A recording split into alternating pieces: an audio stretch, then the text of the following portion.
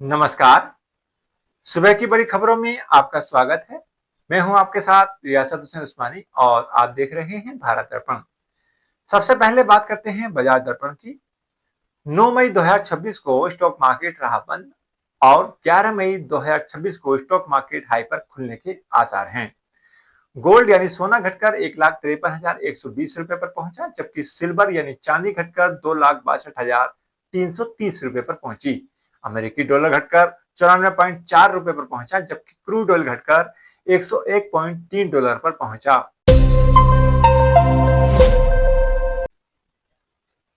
बढ़ते हैं अगली खबर की ओर।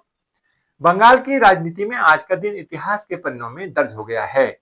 आजादी के बाद पहली बार राज्य में भारतीय जनता पार्टी की सरकार बन गई और शुभेंदु अधिकारी ने पश्चिम बंगाल के मुख्यमंत्री पद की शपथ ली। शपथ ग्रहण समारोह के दौरान पीएम मोदी ने समर्थकों और कार्यकर्ताओं को दंडवत प्रणाम किया। शुभेंदु अधिकारी ने सोशल मीडिया एक्स पर अपने संदेश में कहा कि पश्चिम बंगाल में अब सोनार बंगला के नए दौर की आधिकारिक शुरुआत हो रही है। शुभेंदु अधिकारी ने शपथ लेने के बाद प्रधानमंत्री मोदी के पैर छूकर आशीर्वाद लिया। इस दौरान मोदी ने पश्चिम बंगाल में भाजपा के वरिष्ठतम कार्यकर्ताओं में से एक माखन लाल सरकार का अभिनंदन किया और उनसे आशीर्वाद लिया। प्रधानमंत्री मोदी और शुभेंदु अधिकारी ने मंच पर रखी गई गुरुदेव टैगोर की तस्वीर पर पुष्प अर्पित किए। बढ़ते हैं अगली खबर की ओर। राष्ट्रीय अपराध रिकॉर्ड ब्यूरो यानी एनसीआरबी ने अपने आंकड़े जारी किए। एनसीआरबी के इन ताजा आंकड़ों के मुताबिक 2024 में देश भर में 58.8 लाख संज्ञेय अपराध दर्ज हुए, जबकि 2023 में यह संख्या 62.4 लाख थी, यानी कुल अपराधों में करीब 6% की गिरावट आई है। रिपोर्ट के अनुसार हत्या के मामलों में भी 2.4% की कमी दर्ज की गई है। वहीं प्रति लाख आबादी पर अपराध दर 2023 के 448.3 से घटकर 2024 में 418.9 हो गई है। महिलाओं के खिलाफ अपराधों में भी मामूली गिरावट देखने को मिली है। 2024 में महिलाओं के खिलाफ 4,41,534 मामले दर्ज किए गए थे, जबकि 2023 में यह संख्या 4,48,211 थी।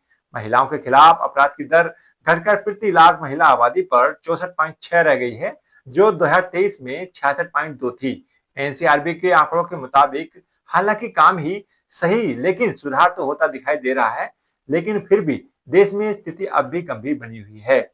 देश में औसतन हर घंटे महिलाओं के खिलाफ करीब 50 मामले दर्ज हुए। वहीं दुष्कर्म का मामला हर 18 मिनट में एक दर्ज किया गया। रिपोर्ट में बताया गया है कि 2024 में महिलाओं के खिलाफ सबसे ज्यादा मामले पति या रिश्तेदारों द्वारा क्रूरता के हैं। ऐसे कुल 1,20,227 मामले दर्ज किए गए हैं।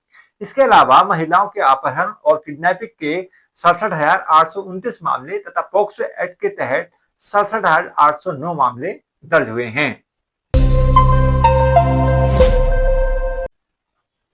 बढ़ते हैं अगली खबर की ओर। तमिलनाडु में नई सरकार के गठन को लेकर राजनीतिक अनिश्चितता लगातार बनी हुई है। टीवी के प्रमुख विजय ने शनिवार को राज्यपाल से मुलाकात कर सरकार बनाने का दावा पेश किया, लेकिन बहुमत का स्पष्ट आंकड़ा न जुटा पाने के कारण उनके दावेदारी का फैसला टल गया है। रिपोर्ट के मुताबिक विजय पे संभावित मुख्यमंत्री पद की शपथ शनिवार को होनी थी, लेकिन आवश्यक समर्थन नहीं मिलने के कारण कार्यक्रम फिलहाल रद्द कर दिया गया है। राज्यपाल ने स्पष्ट कर दिया है कि विधानसभा में बहुमत साबित करने के लिए कम से कम 118 विधायकों का समर्थन जरूरी है। शुक्रवार सुबह विषय की प्रमुख ने सार्वजनिक रूप से टीवी को समर्थन देने की बात कही थी। इससे विजय खेमे में उत्साह बढ़ गया था और माना जा रहा था कि सरकार गठन का रास्ता साफ हो जाएगा। हालांकि देर रात तक टीवीसी ने की ओर से राज्यपाल की कोई औपचारिक समर्थन पत्र नहीं सौंपा गया। इसी वजह से विजय का शपथ समारोह एक बार फिर टल गया है। राजनीतिक गलियारों में अब यह चर्चा तेज हो गई है कि बीसी की अंतिम समय में किसी राजनीतिक फैसले का इंतजार कर रही है। सूत्रों के मुताबिक वीसी ने डिप्टी सीएम पद मांगा है, जबकि टीवी के मंत्री पद से आगे जाने को तैयार नहीं। बढ़ते हैं अगली खबर की ओर।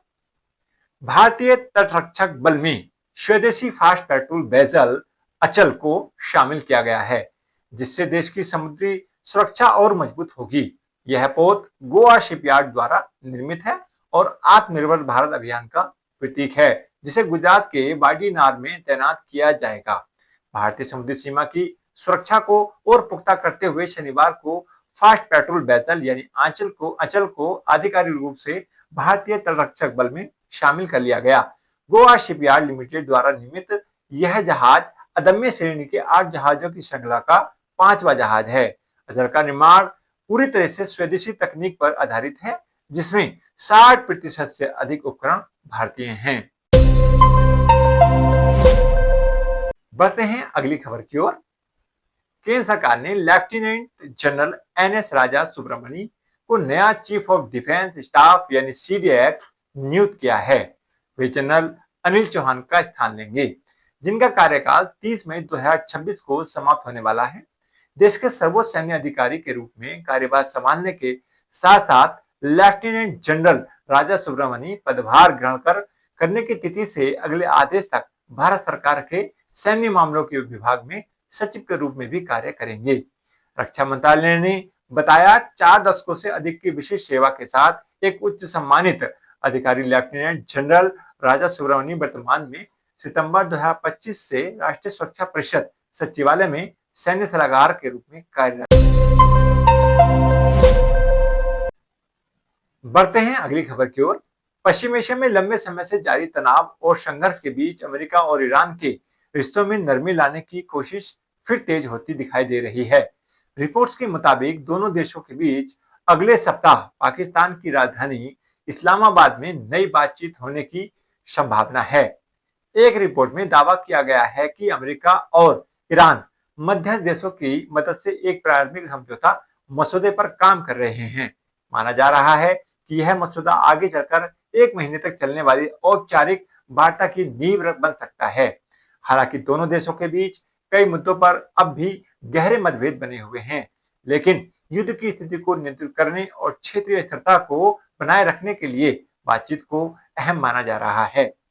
रिपोर्ट के अनुसार अमेरिका ने ईरान के सामने 14 बिंदुओं वाला एक प्रस्तावित ड्राफ्ट रखा है।